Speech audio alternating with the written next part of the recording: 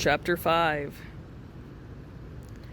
There were 6 large gray tents, and each one had a black letter on it: A, B, C, D, E, or F.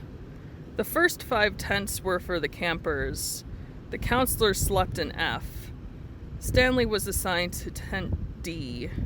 Mr. Pendenski was his counselor. "My name is easy to remember," said Mr. Pendenski as he shook hands with Stanley just outside the tent. 3 easy words: pen, dance, key." Mr. Sir returned to the office. Mr. Pendenski was younger than Mr. Sir and not nearly as scary looking. The top of his head was shaved so close it was almost bald, but his face was covered in a thick, curly black beard. His nose was badly sunburned. "Mr. Sir really isn't so bad," said Mr. Pendenski. "He's just been in a bad mood ever since he quit smoking."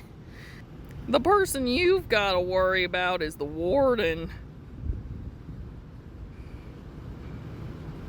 There's really only one rule at Camp Green Lake: don't upset the warden." Stanley nodded, as if he understood. "I want you to know, Stanley, that I respect you," Mr. Pendenski said. "I understand you've made some bad mistakes in your life. Otherwise, you wouldn't be here. But everyone makes mistakes. You may have done some bad things, but that doesn't mean you're a bad kid." Stanley nodded. It seemed pointless to try and tell his counselor that he was innocent. He figured that probably everyone said that. He didn't want Mr. Pendenski to think he had a bad attitude. "I'm gonna help you turn your life around," said the counselor. "But you're gonna have to help too. Can I count on your help?" "Yes, sir," Stanley said. Mr. Pendenski said, "Good," and patted Stanley on the back. 2 boys, each carrying a shovel, were coming across the compound. Mr. Pendenski called to them, "Rex, Alan, I want you to come say hello to Stanley. He's the newest member of our team. Yee-haw!"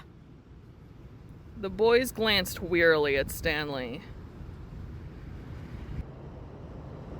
The 2 other kids were covered with bright orange dirt, almost the same color as their jumpsuits.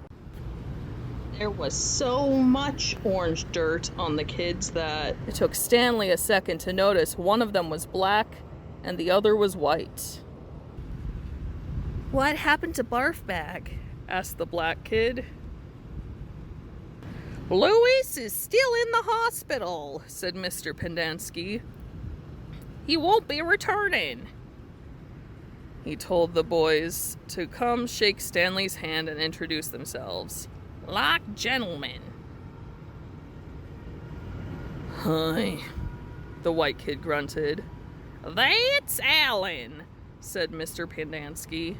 "My name's not Alan," the boy said. "It's Squid. And that's X-Ray." "Hey," said X-Ray. He smiled and shook Stanley's hand. He wore glasses, but they were so dirty that Stanley wondered how he could see out of them. Mr. Pendenski told Alan to go to the rec hall and bring the other boys to meet Stanley. He led him inside the tent. There were 7 cots, each one less than 2 feet from the one next to it. "Which was Louis's cot?" Mr. Pendenski asked. "Which was Louis's cot?" Mr. Pendenski asked. "Barf Bag slept here," said X-Ray, kicking at one of the beds. All right, Stanley, that'll be yours, said Mr. Pedinsky. Stanley looked at the cot and nodded.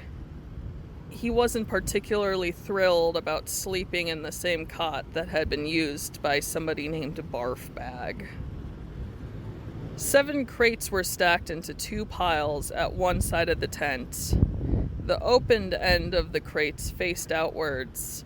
Stanley had put his backpack, change of clothes, and towel in what used to be Barfbag's crate. It was at the bottom of the sack that had 3 in it. Squid returned with 4 other boys. The first 3 were introduced by Mr. Pedinsky as Jose, Theodore, and Ricky.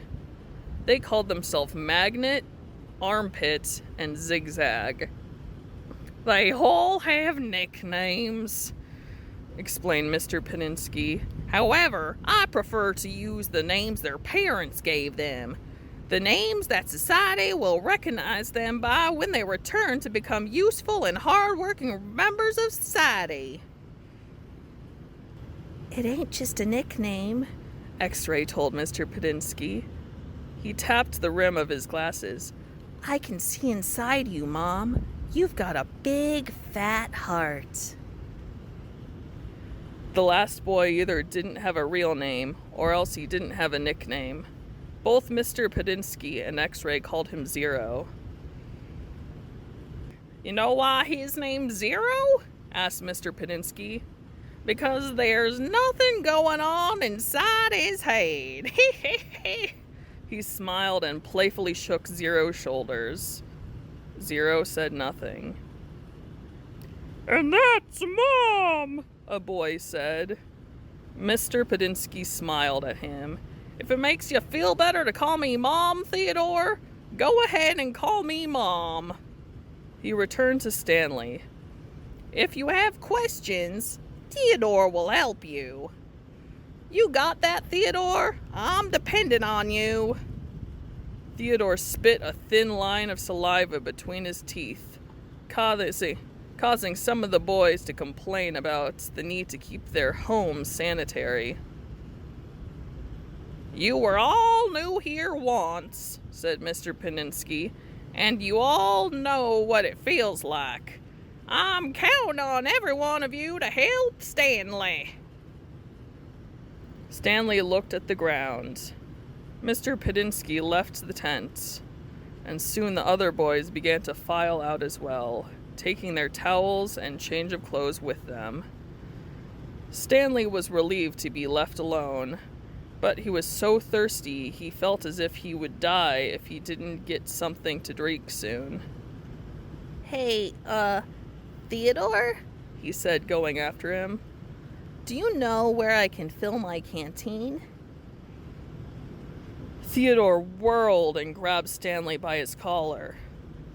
My name is not Theodore, he said. It's Armpit. He threw Stanley to the ground. Stanley stared at him, terrified. There's a water spigot on the wall of the shower stall. Thanks, Armpit, said Stanley. As he watched the boy turn and walk away, he couldn't figure out for the life of him why anyone would want to be called Armpit.